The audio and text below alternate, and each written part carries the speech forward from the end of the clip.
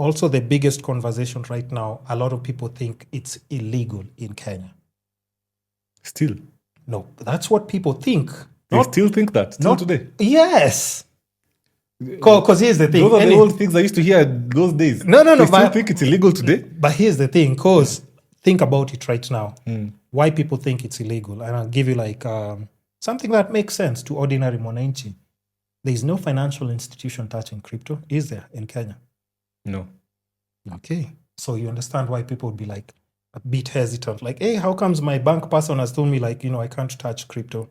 Why? So why do you think like there's still like that vague gap where people don't know if it's legal or illegal, but yet it's still active like in Kenya? Because you said why people think there's that gap. Okay, because there's no financial regulation, official regulation yet. So which means if somebody scams you through crypto, you can't take them to authorities. You can't. Oh, you could actually see your crypto scammer walking in CBD somewhere there. He scammed you, took your 100,000 Kenya shillings, your 50K, your 10K, and he's just walking casually, even as his new car there. But you can't do anything. You can't take them to. There's no official means on how you can go and report them because there's no official regulation around it, and that's what scares people. Okay, you see, that's now what I think now scares people. That's now what makes people a bit wary and careful. Crypto actually doesn't have that safety net that the other investments have. Okay, that's now why people are a bit cautious and why people feel like it's illegal, but it's not illegal. Yeah, there's a difference between lack of regulation and illegal. Illegal just means. This is, you can be jailed for this. But no, crypto works well. It's just because there are no clear policies yet. There are no clear policies. Yeah, we don't have systems that can... And when things are new, that's, I believe, how things usually are. Innovation comes first, then the government comes with regulation. Later. It doesn't come first. Regulation doesn't come first, then innovation. That's true. Which is why most of the money is made. Then the government is like, hey, this thing needs not to be regulated. There's a lot of money coming. Okay. I always tell people, if you want to make money, even generally in the world, what I've noticed is that you kind of have to have this degen mindset a bit. You understand? I don't mean dump all your money and throw it away. I just mean that even if you invest in the safe assets, but have a bit of your portfolio ready for some risk-on assets. Opportunities, exactly. Investing in Bitcoin in 2009, 2010, 2011, 2012, that was not smart. That was not smart. True. If you're investing in Bitcoin back then, you're a degen. Because Bitcoin, there was no adoption anywhere. It was guys talking on it on some online forum. Guys were earning it from games and all that. So somebody actually taking cash and buying those tokens was a very degen move. Look how it's paid off. You understand? And now Wall Street is coming in and regulations, you think you're going to make the 20 million% that Bitcoin has grown? It's very tricky. Very tricky. So what happens is that innovation comes first and regulation follows. Now the challenge is where before the regulation comes, now the person has to put in the work also. You need to maximize. Exactly. You have to maximize and you have to put in the work yourself as well.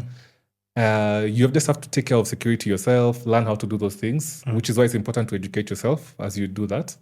And then maximize as much as possible before regulation comes. Oh, man. Before regulation comes. Do you know the proposed tax for crypto in Kenya? Oh, was it 30%? Or how much was it? 3%. 3%? I laughed, my friend. I was just like, yo. Because I remember there's a friend of mine who was telling me like, oh, what about tax and everything? I was like, 3%? I'll give them 5 if they want. I'll even give them 5. It's okay. Yeah, that's okay. Good. Do you know how it is in Europe? I know it's like 30. Europe is 30. Some countries it's 40. There you go. Lucky for me. And imagine. Me, I take advantage of both situations. So you see me, what I do is I'm still a Kenyan citizen. Yeah.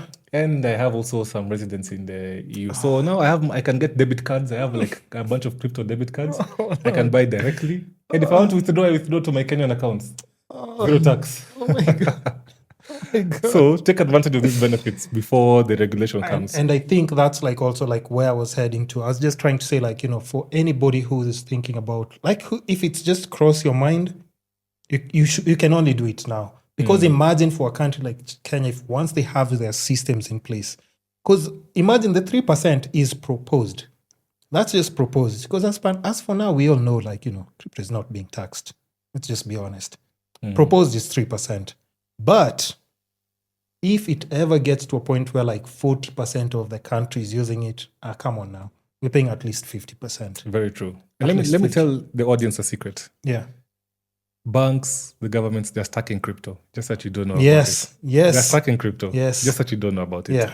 Yeah. The time when regulation comes, regulation will only come when you guys start making money. You understand? Yeah. Where now everybody is now getting on it. Now that's now the perfect time for them now to put regulations now. Now we regulate it, and then now we can, control how much these guys will earn and everything. As of now, they stuck the Bitcoin, the crypto low key. That's what happened with the institutions back in the USA. BlackRock, JP Morgan. Those ones especially. What's the nini? Is it the CEO or whoever? Like Yeah, they Jamie. always do. They always go back and throw his Yeah. TBTA videos. Always. When he was saying like, crypto is a scam, you can't trust it. And then now, In a couple of years later. In fact, forget about even that. Yeah. What he did is he manipulated the market and they bought Bitcoin after they said that. Back in 2018, around there. I think Bitcoin was around maybe 6,000. I don't quote me, but around that. So it was 6,000. The CEO said Bitcoin is a scam. Don't invest in that fraud. That time, he still had the power to kind of shake the market because Bitcoin was very small. Yeah. So he moved from 6,000, crashed to almost negative 30%. And then they buy. Then the company they bought. Buy, they buy. Bought. Then now, a few days later, they're like, oh, no, sorry, Bitcoin is the future. And then it went back up again. So, guys, follow what the big money is doing. You understand? Yeah. Actually, that's what they follow say. what they're doing. Yeah. Don't listen to what they say. Follow Look what at their they do. actions. When you hear like, a certain, especially like and I think that's the thing I was talking about, like, I wish like, people were going to these like schools to learn about finance, especially schools like Strathmore. They really need to be taught about like, strategies like JP and Morgan they're using, because all the big financial institutions always like now come down with like their small branches in Africa and stuff. And you have to understand like how the big money is working, because now in Kenya, the best thing about being in Kenya is you can take so much advantage, because whatever is happening there now, it's going to catch up here in like 8 going to years. catch up. 8 It's going to years. catch up. And by But the you time have it catches 8 up, years, you need to be set. You need to be good. exactly. Can you imagine your kids asking you, like, when people were buying crypto for this amount, why weren't you? Same way guys are asking when great grandfathers are grabbing land in CBD. Exactly. Actually, it's the same conversation. It's going to be like that. It's going to now. be like that. It's going to be like It's going that. to be like that. So now I have like a small screenshot here, which I took. I get my updates from Wachaguru because they just summarize everything simply. So it said 10,000 invested 10 years ago in Bitcoin. 10 years ago, if you invested $10,000, that would have been roughly Kenyan money like 1 million and something. 10 years ago, that should be exactly 1 million. Exactly 1 million, right?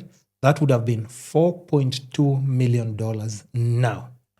Which business are you doing right now? Shambagani. Even 10 years ago. Which land? Which land? What? Which property?